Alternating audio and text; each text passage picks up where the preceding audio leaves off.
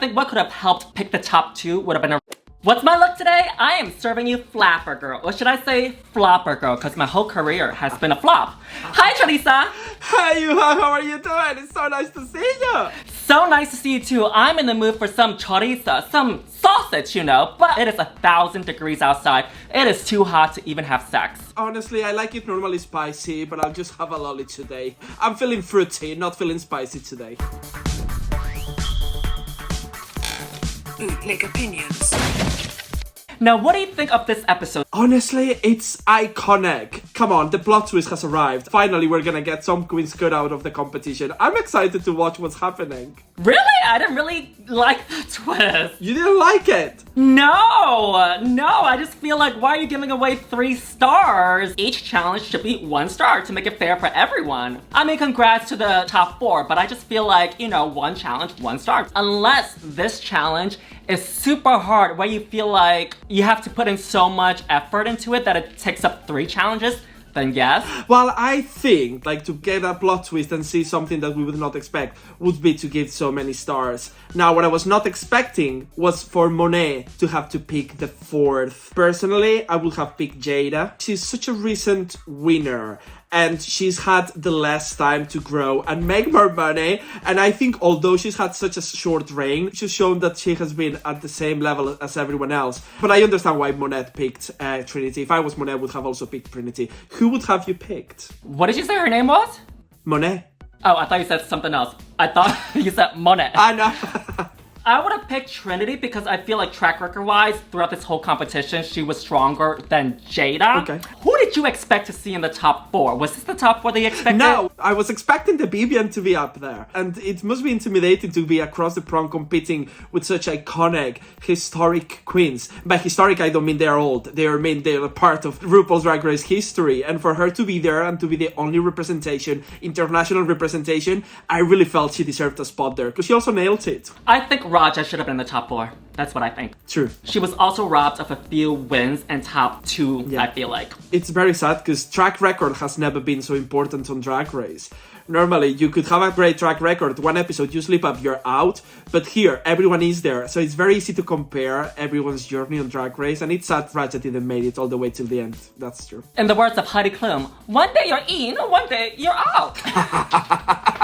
Did you see that episode of Family Guy? I'm a huge Family Guy fan. Did you see that episode of them doing a spoof of Project Runway? They said, one day you're in. And they were like, what? Urine. Yeah, you're standing on urine. Oh, sorry, I'll move to this other side. And then they said, one day you're out. Oh, wait, I'm not out. I'm not standing on urine anymore. No, you're out. Your ticket's out. I don't remember the exact scene, but it was something like that. Never. One day you're in, one day you're out. Before we dive into the fabulosity of this episode, how are you, Choriza? I've been okay, but there's days where I feel anxious, depressed, and overwhelmed. Well, I know the perfect way to help you. This video is sponsored by BetterHelp. BetterHelp offers licensed therapists who is trained to listen to you and help you. How does it work? Well, you can talk to your therapist in a private online environment at your convenience. That's awesome. How do I get started? Well, all you have to do is fill out a questionnaire that assesses your specific needs, and you'll get matched with a therapist in under 48 hours. With BetterHelp's broad range of expertise to help that may not be available in your area. With 20,000 therapist networks that gives you access with secure video and phone sessions. Plus, you can exchange unlimited messages. Okay, I'm definitely gonna look into it. Like most people, during the fall weather and the winter weather, I get depressed, I get sad because there's just no sun out. So I ended up turning to BetterHelp. And talking with my therapist via BetterHelp really helped lift me up. And everything you share is absolutely confidential. So go out there and join the 3 million plus people who have taken charge of their mental health with BetterHelp. So sashay away to the link in the description and get yourself 10% off your first month with BetterHelp.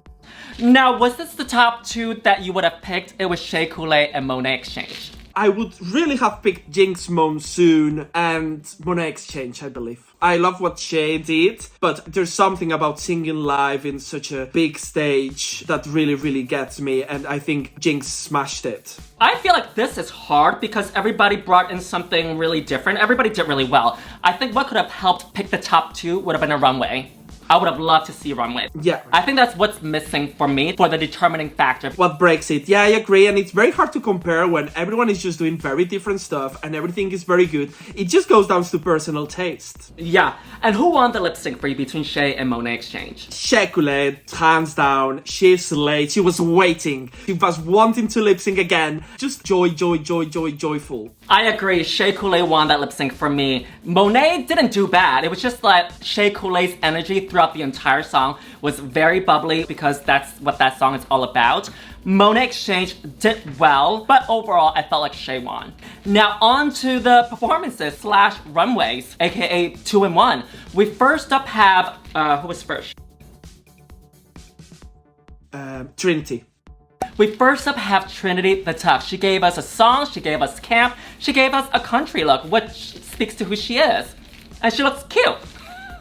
I think so. I have to be honest, I think this number was great, but I think it would have shown a lot more if it was on the first episode. I think for something that is so close to the finale, it needs to be a lot more spectacular. We already know who you are. I was expecting maybe a little bit more from her. It was polished, it was great, but I was expecting something else. And the words of Trinity, what you want to say is, muy bien. Muy bien, exactly that. From her roast. She's gonna go out to the farm in that outfit and pluck some chickens, cause everybody poops. Next up, Yvie Oddly. I thought the performance was cute. I thought that the first person that we saw was actually her. So it was a cool surprise that she jumped out of the box. And hearing her story of how she can't really do those moves anymore because of the condition that she has really broke my heart. About the look, I feel like this kind of look that she did for this episode was kind of similar to the look that she made in a previous design challenge. It's fine, it's cute. But then again, this is not a runway, so I don't know what else to say. It's cute. Yeah, it's hard. We all know as queens, a performing look is not the same as a runway look. You need to be comfortable, and especially someone like Yvie Oddly, who is gonna make those crazy moves, she needs to be in the perfect clothes for it, and she's slayed. It's what we expect from her. Those moves, the energy that she brings, you can see how passionate it was. I really enjoyed it. Next up is Jaida Essence Hall, looking gorgeous like a superstar that she is.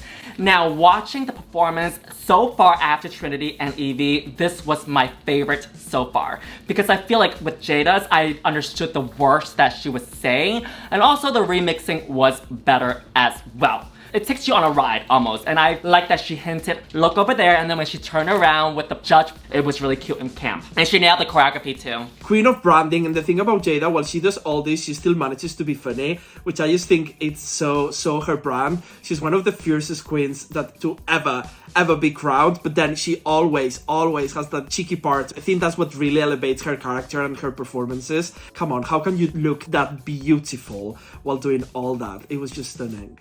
Next up is the Vivienne, who sounded so great in the song, and hearing her song on heels was fabulous. I thought her choreography was great, and I really enjoyed this black look that she had on. She looks beautiful. Every time she's had to perform, you can see she's thought about the look. She's perfect head to toe. And this song, it's on heels.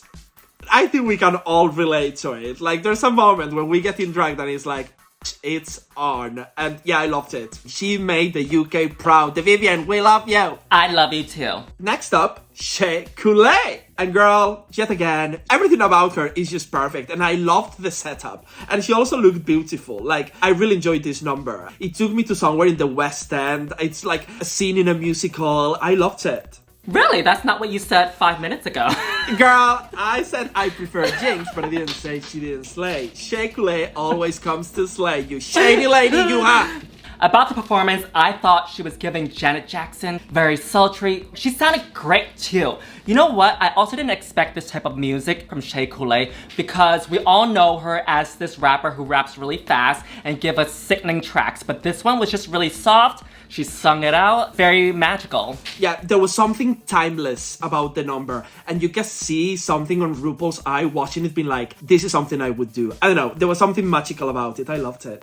Yes, that's something RuPaul would have done 40 years ago because right now she, we don't want her to break a hip. She would have done this.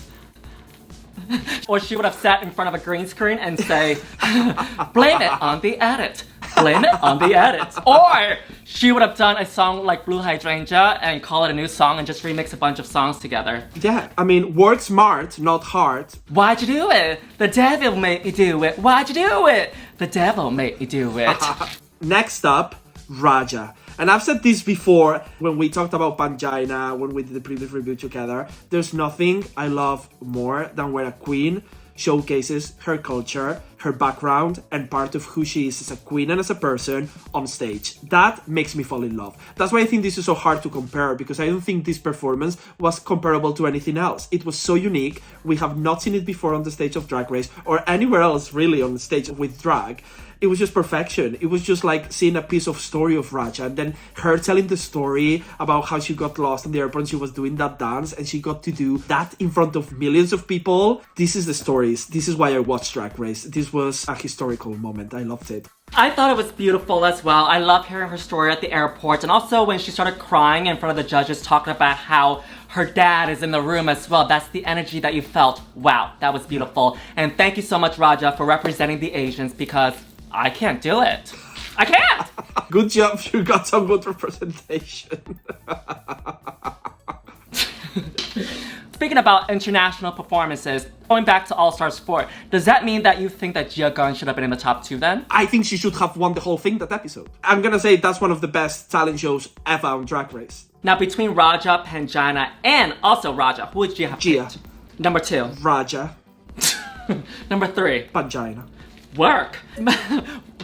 We have to get some shade out of this episode because ultimately this episode was very whatever to me, honestly. Did you enjoy this episode? To be honest, I think we've seen so many talent shows and we've seen these queens do absolutely everything. I think a talent show works very well to kick off a season. I think after we've seen the queens do absolutely everything, yeah, maybe it's like, yeah, we know they can do all this. Near the end of the season, we know what they're capable of. Like I mentioned earlier, I think a runway would have really nailed, you know, the top 4. Next up is Monét Exchange. Come on, soak it up! Don't suck it up. Soak what up? The sweat off of your face? What you really want to do is not what you're gonna do. No. I thought she sounded great. She looked beautiful. I do feel like the dress could have gone up a little bit more. This was unexpected for Monét Exchange, and I enjoyed it. I love her. Her silhouette was perfect. I loved the look, actually. I think she looked the most beautiful out of everyone. With that wig, I really enjoyed it. It was nice to see her actually singing on her key, not like in the previous talent show that she did. So she actually nailed it this time. Come on, opera. I would go to see her.